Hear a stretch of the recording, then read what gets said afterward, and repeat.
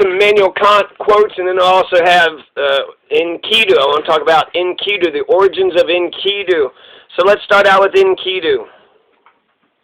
So Enkidu is the gods created a wild man to go up against Gilgamesh. Gilgamesh was this king of Uruk. He was abusing his people. The citizens were pissed off, and so the goddess Aruru created Enkidu in the steppe. Apparently hairy, primitive, he lives roaming with the herds and grazing and drinking from rivers with the beast. One day a hunter watches Enkidu destroying the traps he prepared for the animals, and the hunter informs the father, who sends him to Uruk to ask Gilgamesh for help. The king sends Shamhat, a prostitute.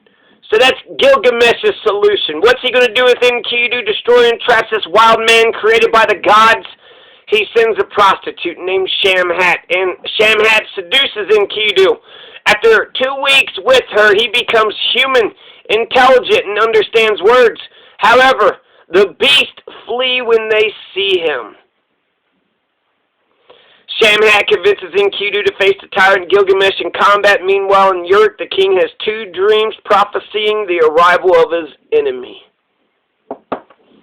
So there you go. There you go. What the hell? Enkidu learns to behave like a man with the shepherds eating, drinking, defending them from wolves and lions at night. Upon reaching Uruk, Enkidu closes the path to Gilgamesh.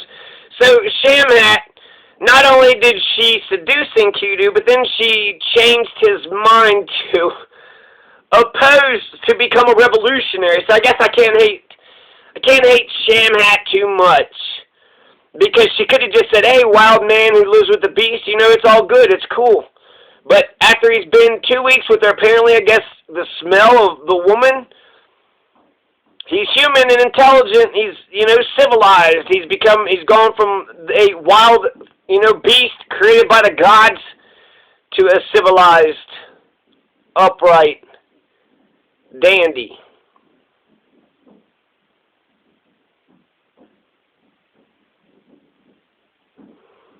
Enkidu is depressed by abandoning his old wild life, to which Gilgamesh proposes an expedition to the Cedar Forest to kill Humbaba. Then Gilgamesh and Enkidu become the bestest of friends because, it was a very good beginning. It was a good beginning for Enkidu, a wild man created by the gods. Can you imagine? Immanuel Kant. Happiness is not an ideal of reason, but of imagination. He who is cruel to animals becomes hard also in his dealings with men. We can judge the heart of a man by his treatment of animals. Immanuel Kant, he's right. Science is organized knowledge. Wisdom is organized life. Experience without theory is blind, but theory without experience is mere intellectual play. Thoughts without content are empty. Intuitions without concepts are blind. Morality is not properly the doctrine of how we may make ourselves happy, but how we may make ourselves worthy of happiness. Act as if the maxim of your action were to become through your will a general natural law. All of our knowledge begins with the senses, proceeds then to the understanding, and ends with reason. There's nothing higher than reason.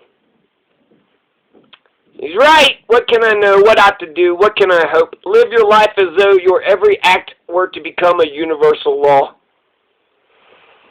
Okay, Immanuel Kant. There you go.